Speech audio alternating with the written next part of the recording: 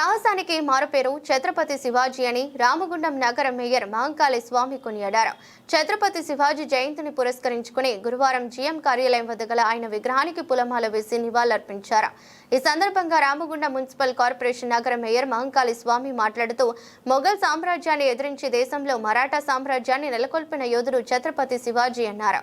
ఆయన అవలంబించిన ధర్మ నిరతి, సర్వ మత సమ భావన, ఆయన చూపిన బాట తరతరాలకు స్ఫూర్తిదాయకమని అన్నారు. ఇంకా ఈ కార్యక్రమంలో కార్పొరేటర్లు ముస్తఫా, గడ్ల రమేష్, దాసరి సాంబమూర్తి, కొలని కవిత, చిదురాల నాగరాజు, కౌటం సతీష్, దులికట్ట సతీష్, నాయకులు వేగోలప్పు శ్రీనివాస్, ఆరేకుల సంఘం నాయకులు సమ్మారపు ప్రవీణ, వసంత్, సోహెల్, శివ సురేష్, గంగ శ్రీనివాస్, రాజేందర్, శివ ఇతర ప్రతినిధులతో పాటు మీనేష్ నాయకులు, కార్యకర్తలు అధిక సంఖ్యలో పాల్గొన్నారు.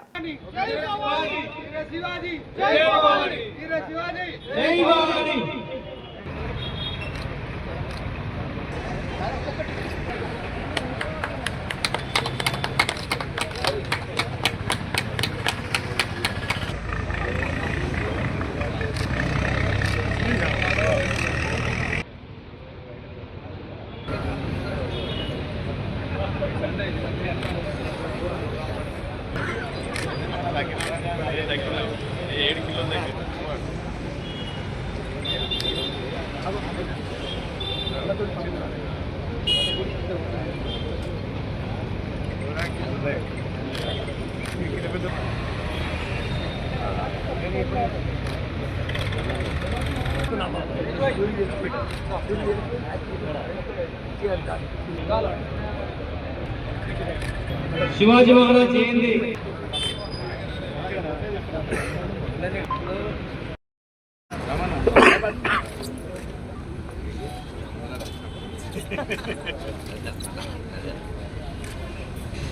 शिवाजी महाराज के शिवाजी महाराज के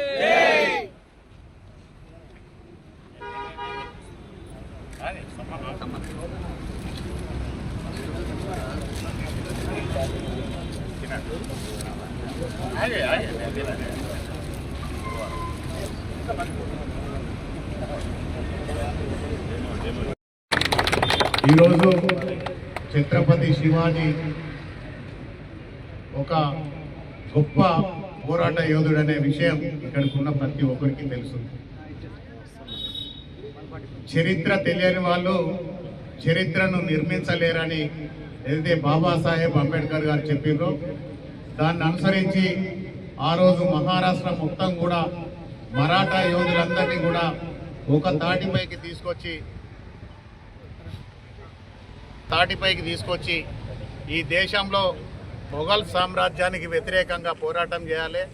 అప్పుడున్న ముస్లిం మొఘలులందరూ కూడా మన స్త్రీలపై జరుగుతున్న అత్యాచారాలు కావచ్చు, లేకపోతే మన దేశాన్ని కొల్లగొట్టి ఈ ప్రాంతాన్ని అంతా దోచుకోవాలి, ఈ సామ్రాజ్యాన్ని ముస్లిం సామ్రాజ్యాన్ని ఏర్పాటు చేయాలని చెప్పేసి వాళ్ళు ఏదైతే తలంచారో దానికి వ్యతిరేకంగా పోరాటం చేయడమే కాకుండా మహారాష్ట్ర మరాఠా సామ్రాజ్యం అంతా కూడా ఆ రోజు ఒక ఉద్యమాన్ని తీసుకోవడం జరిగింది. దానిలో భాగంగా ఎంతోమంది అమరులైనప్పటికీ కూడా చెక్కు చెదరని విశ్వాసంతో, ఆత్మస్థైర్యంతో మొఘలుల మొత్తాన్ని, ఆ సామ్రాజ్యాన్ని పునాతునకలు చేసిన గొప్ప పోరాట యోధుడు మన ఛత్రపతి శివాజీ మహారాజ్ గారు.